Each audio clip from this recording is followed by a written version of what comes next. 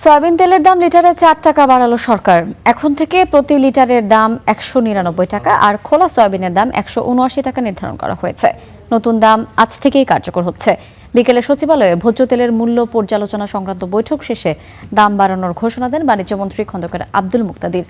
এদিকে সরকারের সিদ্ধান্তকে মেনে নেওয়ার কথা জানিয়েছেন বৈঠকে অংশ নেওয়া ব্যবসায়ীরা। বাণিজ্যমন্ত্রী জানিয়েছেন, আন্তর্জাতিক বাজারে ভোজ্য তেলের দাম বাড়ায় দেশের বাজারেও সমন্বয় করতে হয়েছে।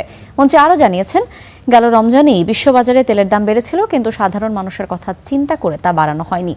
বিশ্বব্যাংকের তথ্য বলছে, চলতি বছরের জানুয়ারি থেকে মার্চ এই সময়ে আন্তর্জাতিক বাজারে সয়াবিন তেলের দাম বেড়েছে 28% বেশি।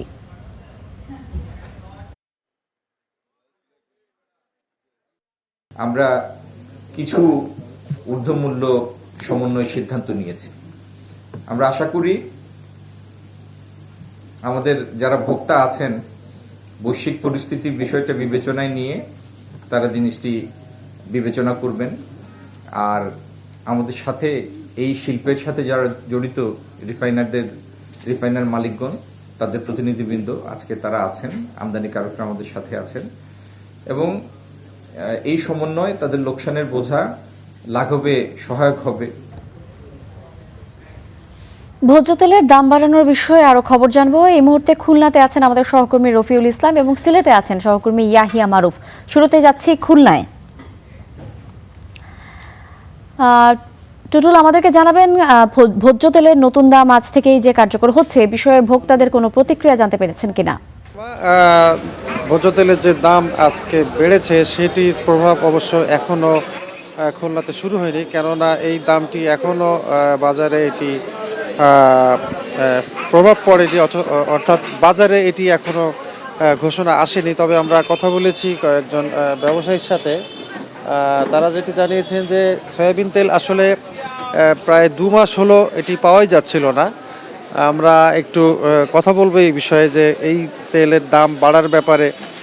আমি এই মুহূর্তে আছি আমরা খুলনার সন্ধ্যা বাজার, যেটি ময়লাপোতা মোড়ে অবস্থিত। সেখানে একজন ব্যবসায়ীর সাথে কথা বলছি যে সয়াবিনের ব্যাপারে, যে আপনার এখানে একটু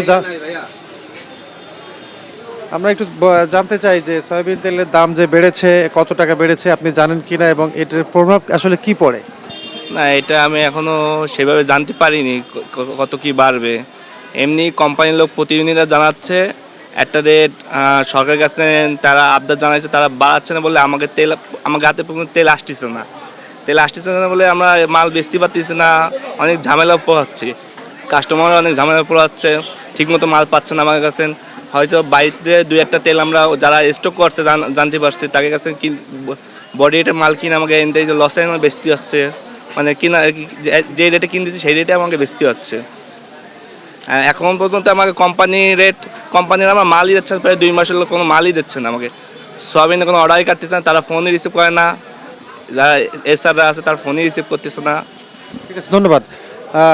এবার কথা বলছিলাম একজন ব্যবসায়ীর সাথে, তিনি বলছেন যে আসলে এখানে তেলের দামটি বাড়ার নির্ভর করে যে যেহেতু বোতলজাত তেল বিক্রি হয়, বোতলজাত তেলে যে নতুন দাম যেটি প্রিন্ট হয়ে আসবে সেটি তখন থেকেই তারা নতুন দামে বিক্রি করতে পারবে। এখন পর্যন্ত যে দাম আছে পুরনো 195 টাকা লিটার, সেই দামে তাদেরকে বিক্রি করতে হবে যদি তেল থেকে থাকে। তবে তারা বলছেন এখানে তেল নাই, নতুন করে যখন তেল আসবে তখন সেই নতুন দামে তেলটি বিক্রি হবে। এই ছিল সব শেষ খবর খুলনা থেকে সয়াবিন তেল। এবার আমরা যাচ্ছি সিলেটে ইয়াহিয়া মারুফের কাছে। মারুফ, ভোজ্য তেলের দাম বাড়ানোর বিষয়ে সিলেটের ভোক্তা এবং ব্যবসায়ীরা কি বলছেন আমাদেরকে জানাবেন।